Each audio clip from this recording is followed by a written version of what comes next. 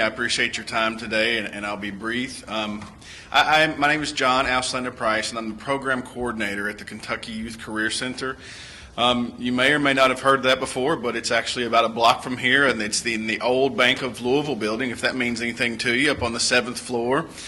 And so before I dive into the right term programs that are referenced here, I just want to talk a little bit about what we do at the Youth Career Center. Some of you may have heard of the LION program maybe 12 years ago, 13 years ago, or the YouthAlert Career Center. Those two programs kind of became what we are today. And so there are 5 programs under our umbrella, and my apologies in advance for how confusing this sounds, but the fundamental and core of what we do is provide GED classes and guidance to dropout youth, ages 16 to 21. And so anybody in the metro area who has dropped out, they can come to our center, enroll in GED classes, and currently we can enroll them from the 4th grade educational level through the 12th grade. And we have 6 classes in place, daily classes, 2 sessions a day, where young folks can come in and work on their GED. The nice thing about that is we also pair those enrolled youth with a case manager. And having that additional person in their life that sits down with them, and we know that GED is not the end, it's the step, it's the next step, and it's the needed step for continued growth. These case managers kind of help them work out a plan together of where they want to be and what they want to do when they grow up, so to speak. So that's one of the programs that we have there currently. Our funding comes from 2 different sources. It comes from Metro Louisville government, and it comes from the Workforce Investment Act. That's important because not everyone qualifies for Workforce Investment Act, but our Metro dollars allow us to service everyone equally in the city. Any youth 16 to 21 can come in and receive free services in our location. The Workforce Investment Act money allows us to help these young people once they get their GED. We can then pay for things like short-term training. We can provide college assistance and tuition. We can also provide up to $600 a year in supportive services to include books, backpacks, steel-toed boots, scrubs, whatever it may need for these jobs and continuing education. We've heard a lot about employment and the need for employment today. We also house the Mayor's Summer Works program, if you've heard of that before. Last year we put just over 2,000 young folks to work in the summer. The nice thing about that is if you're new to the program in the summer, this is your first time through it, again 16 to 21 year olds, not only do we provide the assistance to get the job and pair you with a job that meets something that you're looking for. Again, it's not our decision, but it's based on what the youth is interested in. We also provide you with a job coach.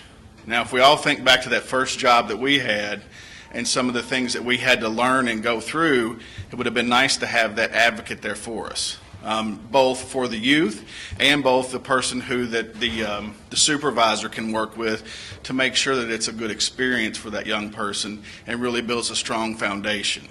All those young people enrolled in and involved with Summer Works have opportunities to go through training, soft skill training, not only how to get a job, but how do you keep a job?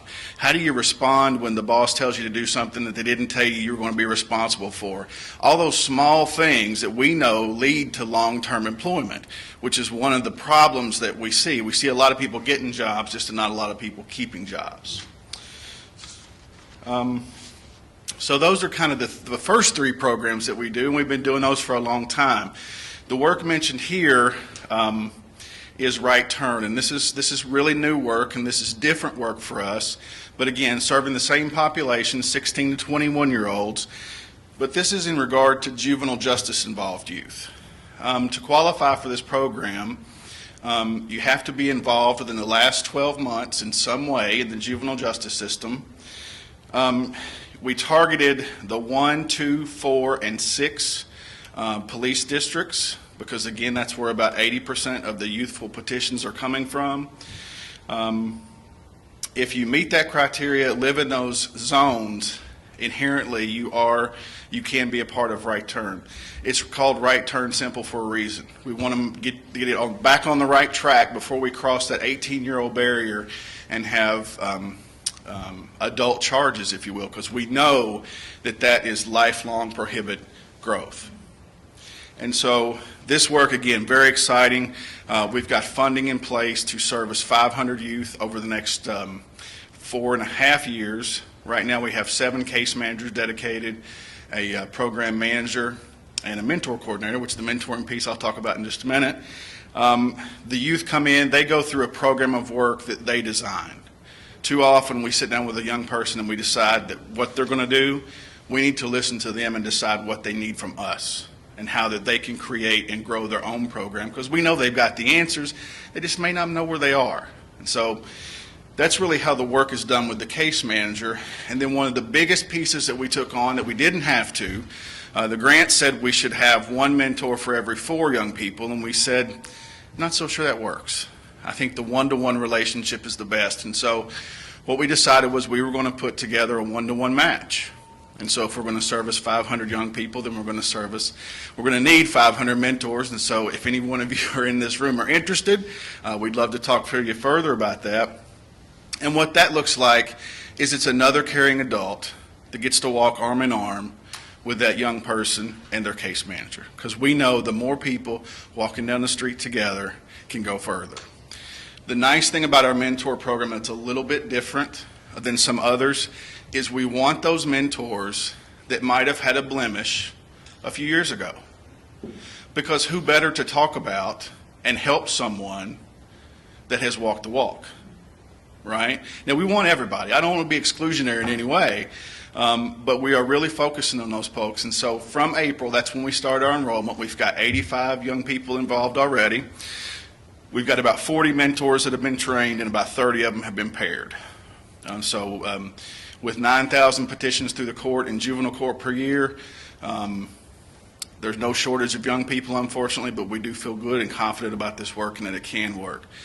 We are partnered with the juvenile judge and everyone involved in the court system, but this program is not mandatory. We decided that that was probably the wrong thing. We don't want it to be seen as punitive. We want it to be seen as helpful. If you didn't hear anything from me today, what I'd like to leave you with is that the Kentucky Youth Career Center has something for every person in Louisville ages 16 to 21. They don't have to be enrolled in GED classes. They don't have to be a part of Right Turn. They can simply go to the shop, get off the elevator, and say, hey, I'm interested in some services. What we'll do is provide them with a menu of services just like they were ordering from a restaurant. They tell us what they're interested in, and then it's our job to figure that out. Every day of the year that we're open, people can get off the elevator, use the computer lab, active job search, point and click. We can help you with a resume. All of our services are free.